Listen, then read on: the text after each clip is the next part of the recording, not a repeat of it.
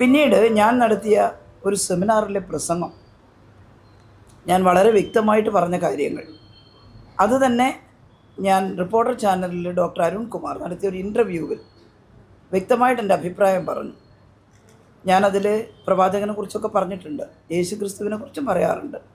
പ്രവാചകനും യേശു ക്രിസ്തുവും ഒക്കെ അവർ ജീവിച്ചിരുന്ന നൂറ്റാണ്ടുകളിൽ പാവപ്പെട്ടവർക്ക് വേണ്ടി പോരാട്ടം നടത്തിയവരാണ്.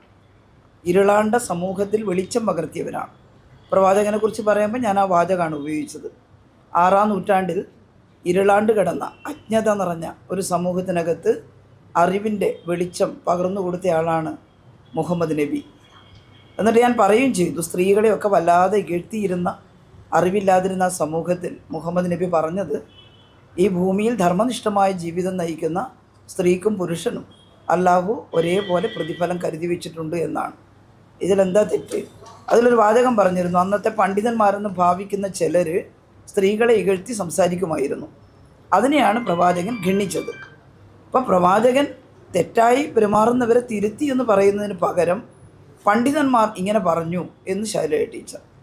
അപ്പോൾ അത് കേട്ടാൽ ഞാനെന്തോ മോശമായിട്ട് പറഞ്ഞു എന്നുള്ള അർത്ഥം വരണം.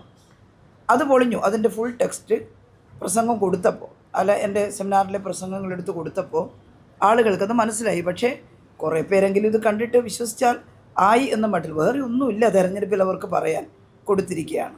അതുപോലെയാണ് റിപ്പോർട്ടർ ചാനലിൽ ഞാൻ നേരത്തെ പറഞ്ഞതുപോലെ മറ്റൊരു ഇൻ്റർവ്യൂവിൻ്റെ ഭാഗമായിട്ട് പറഞ്ഞിട്ടുള്ള കാര്യങ്ങൾ.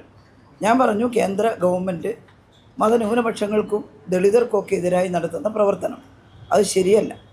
ഏതെങ്കിലും ഒരു വിഭാഗത്തെ ഇന്ത്യൻ പൗരത്വ പട്ടികയിൽ നിന്ന് ഒഴിവാക്കുന്നതോ അല്ലെങ്കിൽ അവരെ ഇകഴ്ത്തുന്നതോ ശരിയല്ല. ഒരേ അവകാശമാണ്. ഇന്ത്യൻ ഹിന്ദു ഇന്ത്യൻ ഹിന്ദുവാണ്, ഇന്ത്യൻ മുസ്ലിം ഇന്ത്യൻ മുസ്ലിമാണ്, ഇന്ത്യയിലെ ക്രിസ്ത്യാനി ഇന്ത്യൻ ക്രിസ്ത്യാനിയാണ്. അപ്പോൾ അവർക്ക് തുല്യാവകാശമാണ്. ഏതെങ്കിലും ഒരു വിഭാഗത്തെ ആകെ വർഗീയവാദികളാണെന്ന് പറഞ്ഞ് മാറ്റി നിർത്താനുള്ള ശ്രമവും ഉചിതമല്ല. മുസ്ലിം എന്ന പേര് കേട്ടാൽ ഉടനെ വർഗീയവാദികളാ എന്ന് ചോദിച്ചത് ആ ക്വസ്റ്റ്യൻ മാർക്ക് കളഞ്ഞിട്ട് വർഗീയവാദികളാ എന്നും പറഞ്ഞിട്ട് കൊടുത്തിരിക്കുന്നു. അതിൻ്റെ മുഴുവൻ ടെക്സ്റ്റ് അപ്പോൾ അരുൺകുമാർ തന്നെ അതിൽ റിപ്പോർട്ടർ ചാനൽ അവരൊരു ധാർമ്മികമായിട്ടുള്ളൊരു കാര്യം നിർവഹിച്ചു. അദ്ദേഹം പറഞ്ഞു, ടീച്ചർ അങ്ങനെയല്ല പറഞ്ഞത്, നേരെ എതിരാണ് ഈ കൊടുത്തത്.